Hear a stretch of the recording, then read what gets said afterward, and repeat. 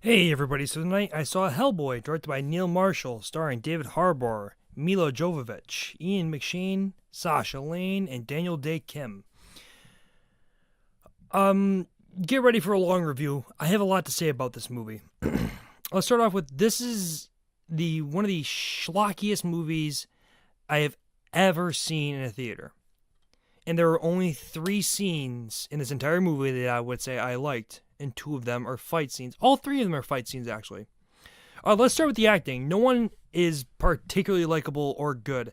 Jovovich's caricature, McShane and Day Kim are fine for what they are given.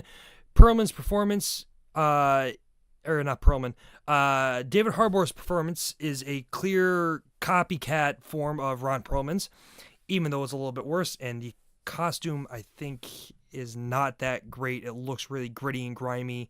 It fits well for what the movie's going for, but doesn't look particularly good in my opinion.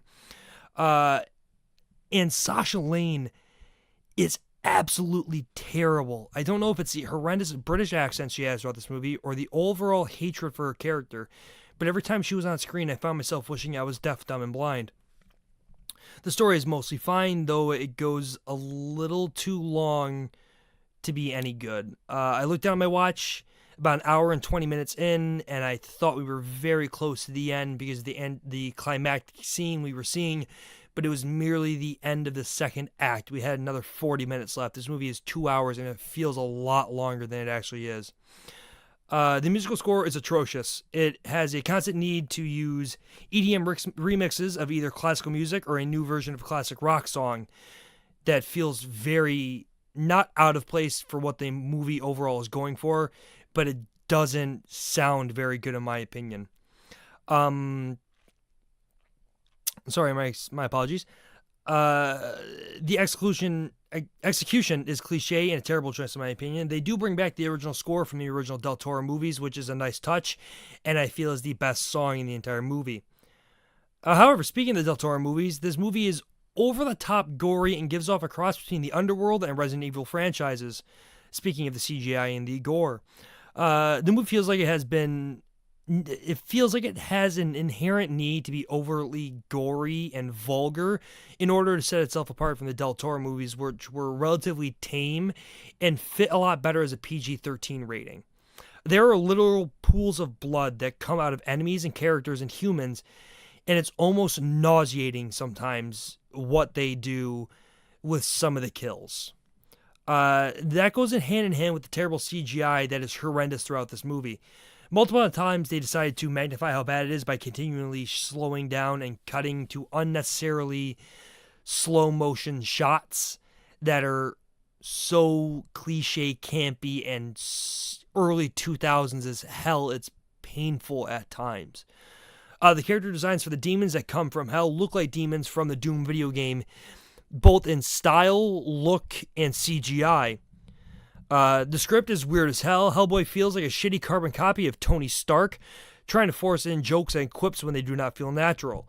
No joke in this movie lands whatsoever, and a majority of it seems to be coming from David Harbour's Hellboy, which I believe he can be comedic at times. He has some comedic chops seen in Stranger Things and some other projects I have seen him in, but for this movie it doesn't fit very well. Whereas Ron Perlman, it fit very well because Del Toro was writing it. I found the directing of this movie to be novice, but I feel like that was affected by everything else in this movie. And lastly, the sound design I thought was terrible.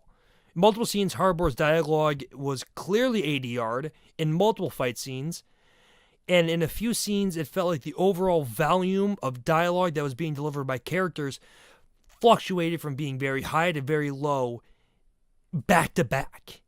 It's very jarring. In the end, I found a lot wrong about this movie. Oh, no, wait, I skipped what I liked. Sorry, this review is a little bit all over the place. It's a very long one, and I'm very tired.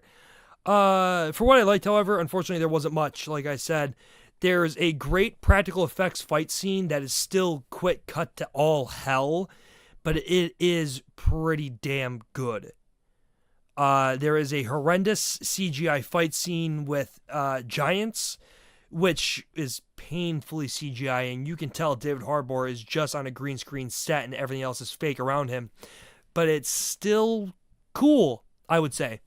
And the other fight is seen in the trailers when he's riding a fire dragon as hell's taking over Earth, and he goes down and kills a bunch of humans. It's a cool scene. It's in the trailers. It's not very long, maybe 30 seconds, but I liked it.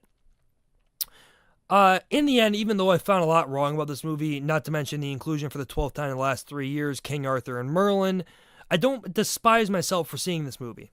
It's boring and way too long, but I did find myself saying at one point, which quickly melted away, I might add, that for a time I found myself liking this movie. But I would simply chalk that up to the nostalgia for the Del Toro and Ron Perlman version of Hellboy. Harbour could have been better, and I feel like at sometimes he was miscast, but I was overtly excited for this movie, and I couldn't wait for it to come out. There are so many more things I would say about this movie that I just couldn't find a spot to fit for in my script or in this video, and it's already long enough as it is, and I'd rather not make a longer one than it already is. This movie had so much potential to me, and I just feel let down. The end of the movie is a cliffhanger for a sequel, and personally, unfortunately, they might not ever get a chance to get that. I don't know why I said personally. Sorry, I'm reading straight from the script. I shouldn't have said that. This movie will never get a sequel, unfortunately. It's just not doing the numbers. It's not getting high enough ratings or reviews. It will never get the sequel that they leave it off on, unfortunately. Should they, however, I will find myself excited again for the pure nostalgia and love I have for the Del Toro version, and would hope that they would do a better job getting a second chance. But I'm going to give Hellboy 2019 a 4.2 out of 10.